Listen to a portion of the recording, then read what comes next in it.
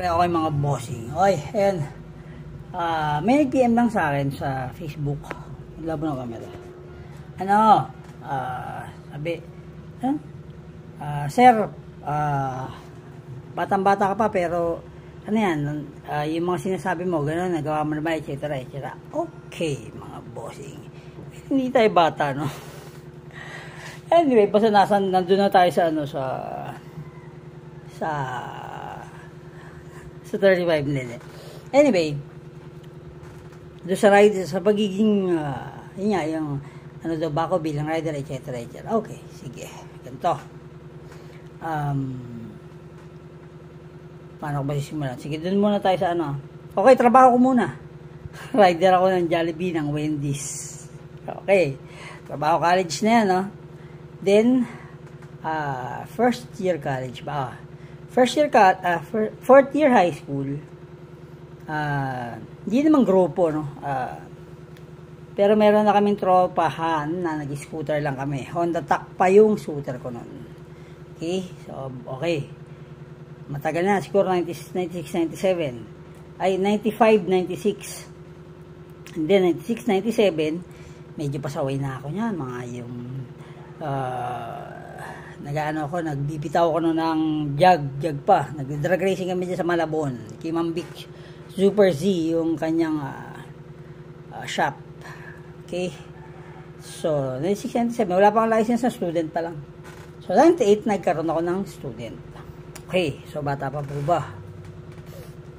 Kung alam mo pang asar. Okay. Hindi ko masa inaano sir. Siyempre, para at least sabi ko nga, huwag kayong makinig sa sinasabi ko. Opinion lang yan. Well, anyway,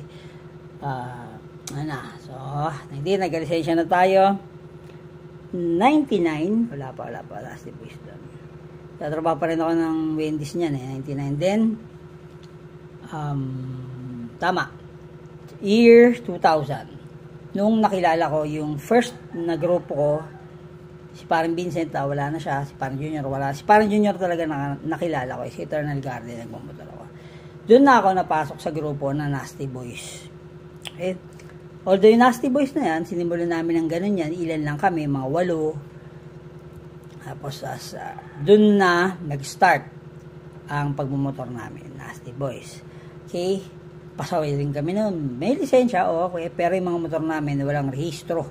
Dahil yan ay mga nabili lang namin sa Ilocos or ganun, ganyan. So, start ako sa Jag. Then, basta, nag-Jag ako, nagbabayin sila dito ng Jag and Honda Dio noon. So, sa Nasty Boys, doon kami natuto. Kasi nagbababiyahe-biyahe na kami, kasi wala pang rehistro yung motor. Kaya pasaway. Doon kami, na-introduce kami doon sa PSF, Philippine Scooter Federation.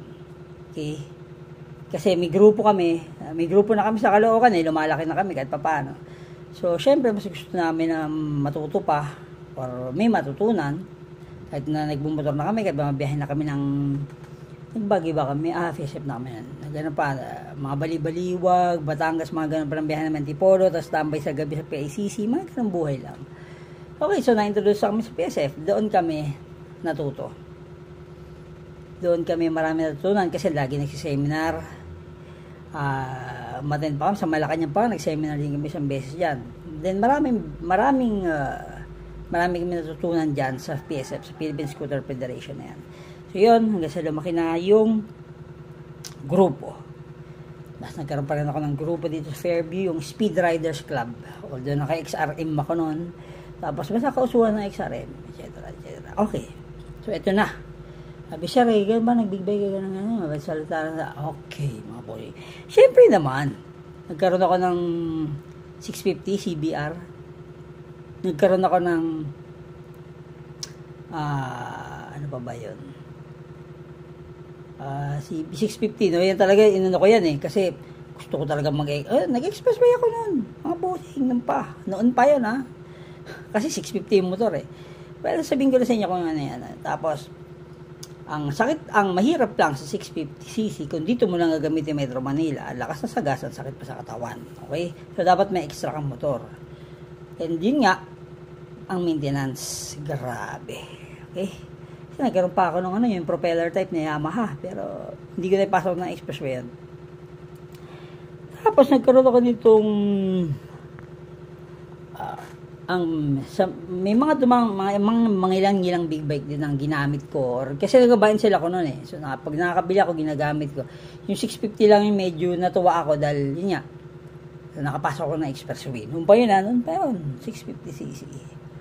Okay, so pa ba,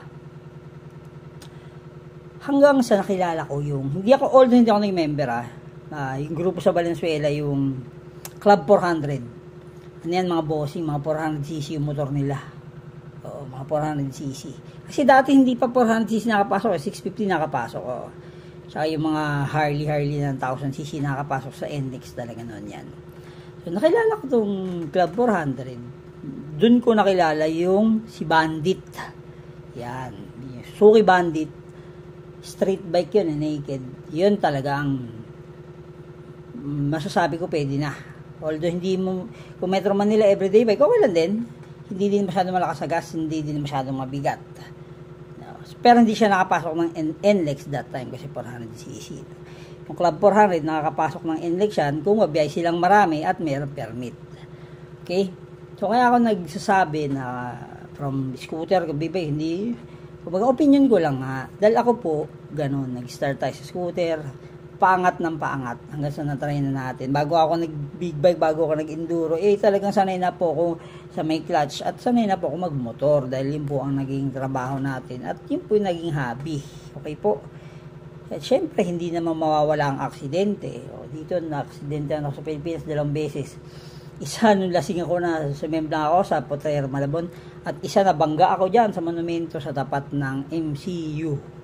Tama, malapit na sa MCU. At yung pangatlong aksidente, naka-CBR, naka-ano naman ako, naka Yamaha, R3 ba?